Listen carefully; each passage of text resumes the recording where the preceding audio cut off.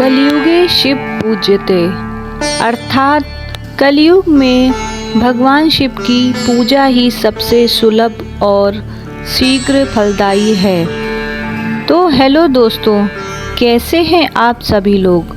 आशा करती हूँ आप सभी लोग स्वस्थ होंगे और मस्त होंगे। हमारे इस चैनल डिवाइन शिप्रा में आपका बहुत बहुत स्वागत है। इस ब्रह्मांड में एक ऐसा समय भी आता है जब स्वर्ग के सभी 33 कोटि देवी देवता, यक्ष, गंधर्व और सिद्ध पुरुष अपनी दिव्य शक्तियों के साथ एक ही स्थान पर एकत्रित होते हैं। वह समय है प्रदोष काल। शास्त्रों में वर्णन है, जब सृष्टि पर संकट आया था और समुद्र मंथन से निकलने वाले हलाहल विष की ज्वाला में 10 दिशाएं जलने लगी थीं, तब त्रयोदशी की इस संध्या बेला में महादेव ने उस विष को पीकर अपने कंठ में धारण किया था। इसलिए प्रदोष काल का समय केवल एक पूजा का समय नहीं है, बल्कि यह महादेव के नीलकंठ अवतार के विजय और करुणा का उत्सव है। इस समय जो मनुष्य महादेव के सामने अपना शीश झुकाता है, उसके जीवन का विष यानी कष्ट और दुख स्वयं शिव हर लेते हैं। आइए इसी भाव के साथ इस परम कल्याणी कथा का श्रवण करते हैं। सतयुग के काल में एक बहुत ही धर्मपरायण ब्राह्मणी थी, जिनके पति की मृत्यु के बाद उसके पास रहने को छत और खाने को अन्न का दाना तक न था। वह अपने पुत्र के साथ दर दर भटकती और भिक्षा मांगती। एक दिन वह विदर्भ देश के पास से गुजर रही थी, जहां उसने एक अत्यंत तेजस्वी बालक को नदी के किनारे विलाप करते देखा।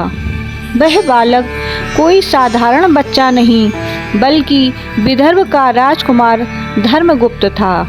दुश्मनों ने धोखे से पिता राजा सत्यरथ को मार दिया था और उसके माता को भी बंदी बना लिया था, जो बाद में अपनी जान बचाते हुए चल बसी।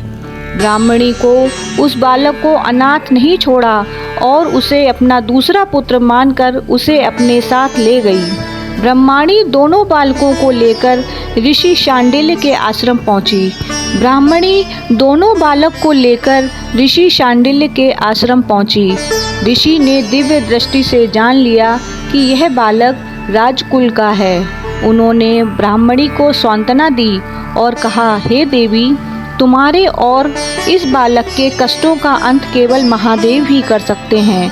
तुम प्रदोष व्रत का पालन करो, जो साक्षात शिव को अत्यंत प्रिय है।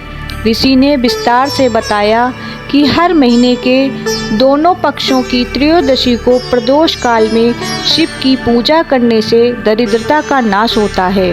ब्राह्मणी ने पूरे नियम और संयम के साथ व्रत करना शुरू किया। वह प्रदोष के दिन निराहार रहती और शाम को शिव मंदिर जाकर मिट्टी का शिवलिंग बनाकर उनकी आराधना करती। समय का चक्र घूमा और दोनों बालक बड़े होकर वीर युवक बने। एक दिन वे दोनों वन में शिकार और भ्रमण के लिए गए। वहां राजकुमार धर्मगुप्त की भेंट गंधर्व राज की पुत्री अंशुमति से हुई। वे दोनों एक दूसरे पर मोहित हो गए। जब गंधर्व राज को पता चला कि धर्मगुप्त विदर्भ का वास्तविक उत्तराधिकारी है और ऋषि शांडिल्य के आशीर्वाद से वह भगवान शिव का अनन्य भक्त है, तो उन्होंने अपनी पुत्री का विवाह धूमधाम से राजकुमार के साथ कर दिया। विवाह के पश्चात धर्मराज ने अपनी शक्तिशाली गंधर्व सेना राजकुमार धर्मगुप्त को सौंप दी। धर्मगुप्त ने अपनी वीरता और भगवान शिव के ओम नमः शिवाय मंत्र के प्रभाव से अपने शत्रुओं पर धावा बोल दिया। युद्ध के मैदान में ऐसा लगा मानो स्वयं महादेव की शक्ति राजकुमार में समा गई हो। उसने अपने पिता के हत्यारों को परास्त किया और विदर्भ का राज्य पुनः प्राप्त किया। राजकुमार ने राजा बनते ही इस बूढ़ी ब्राह्मणी को राजमाता का दर्जा दिया और उनके पुत्र को अपना प्रधानमंत्री बनाया।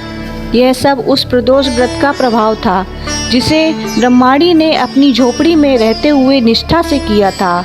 कथा के अंत में यह बहुत जरूरी है कि आखिर प्रदोष काल का समय इतना खास क्यों है? शास्त्रों में वर्णन है कि प्रदोष काल में भगवान शिव प्रसन्न होकर अपने निवास स्थान कैलाश पर्वत के रजत भवन में दिव्य नृत्य करते हैं। उस समय माता सरस्वती वीणा बजाती हैं, इंद्रदेव बंसी बजाते हैं, ब्रह्मा जी ताल देते हैं और माता लक्ष्मी गायन करती हैं।